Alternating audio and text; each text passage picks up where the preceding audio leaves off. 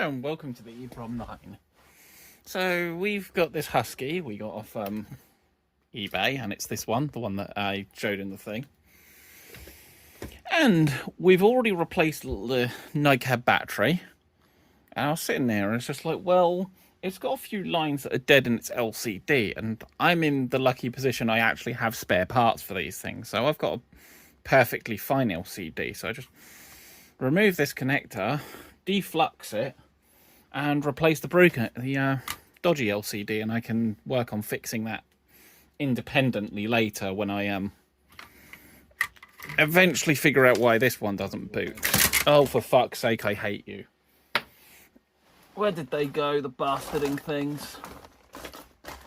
We lost two. We lost two. Oh, no, we lost one. We lost the little battery thing. There it is. Fucking bastard. Right. So, we'll start with the removal of this connector. I could just cut it off and all that, but I kind of want to reuse it, so... Very straight to the point and easy to follow. I don't know how easy this is going to be. Probably a nightmare. The easiest way to do this would be, if I can find where my tweezers have gone. Can you tell I've prepared? I'm so prepared, I don't know where my tweezers have gone. So what you do is you remove the plastic shroud thing. At the RSL, that was what I said, and yours was like the first reasonable one in the list. So here's the thing: they're easier to remove if they haven't been all cut off, because then you can just solder wick the connector, and then kind of want to show you how to do this for those who. So I'm going to hope that's going to be in some field of view you guys can see. This is where it's useful to have asbestos fingers or tweezers that I've just found. And then you basically just pop them out one at a time. Like this. Melt the solder. Pull him out. There we go. I'll do the rest of them and then come back to you. Then this is where you use the desoldering tool of your choice, in this case a solder wick, to make some holes.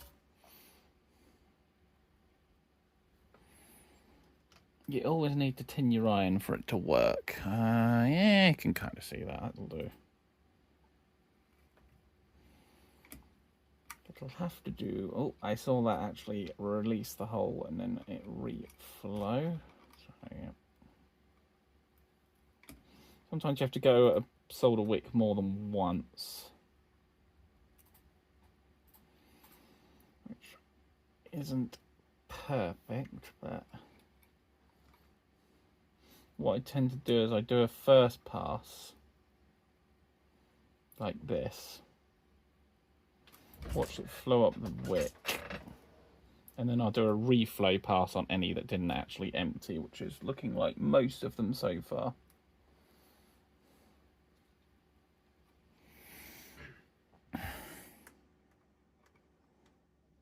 I'm really good at videography, aren't I? Amazing at it. What I might do is solder wick it from the other side.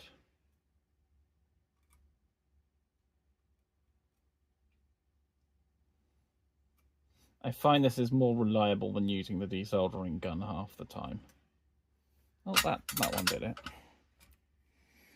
So, as you can see, we have two holes we freed. However, the others need a little more assistance. So, contrary to what is intrinsically counterintuitive to what you'd think would be logic, is you add more solder to make it easier to desolder. This is one of those cases you want to use leaded solder. You do not want to use lead-free to do this, or you will be in for a nightmare. Lead-free has come on leaps and bounds, but for desoldering it's still awful.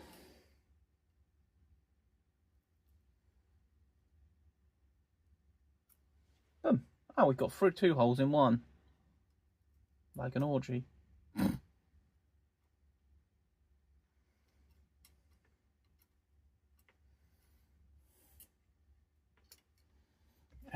Boom. We have holes. There we go. Let's get that in the range of the LiDAR, and boom. 4 holes. I'm going to pause and then come back. All holes are nicely cleared. Come on, you focus fast as a camera on camera mode.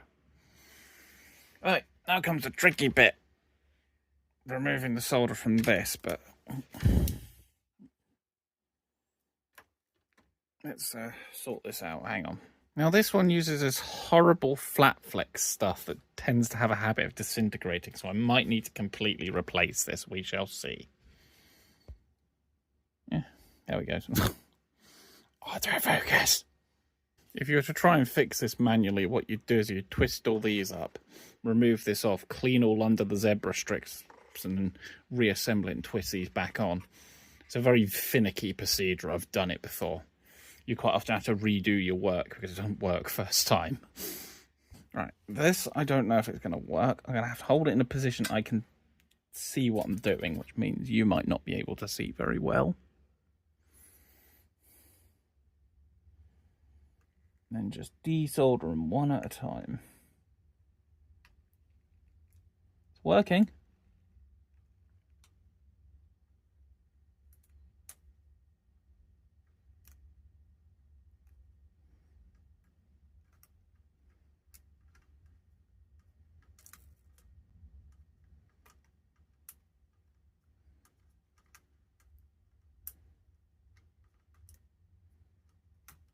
Yes.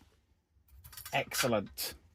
The screen came off quite cleanly, actually. I'll do the same thing to get that removed from there. Just check everything on the screens is the same. Yeah, same chipset and all that.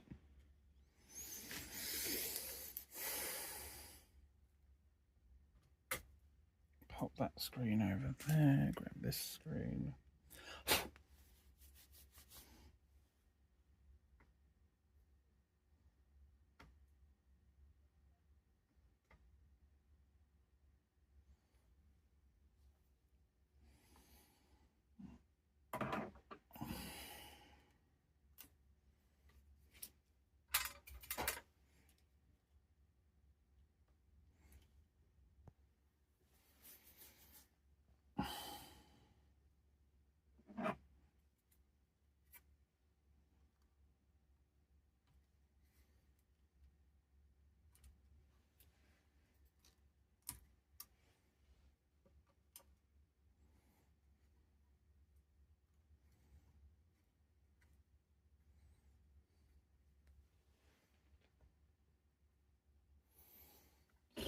Where is the screwdriver?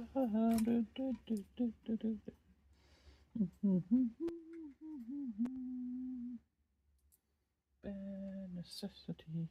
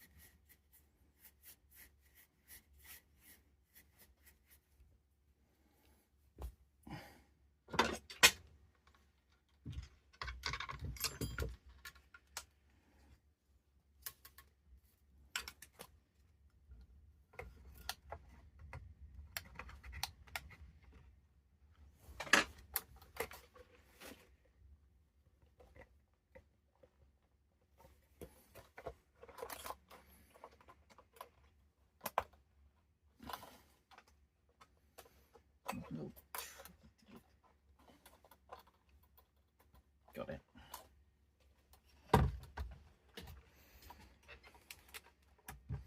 This one's always a bit tricky to get back in.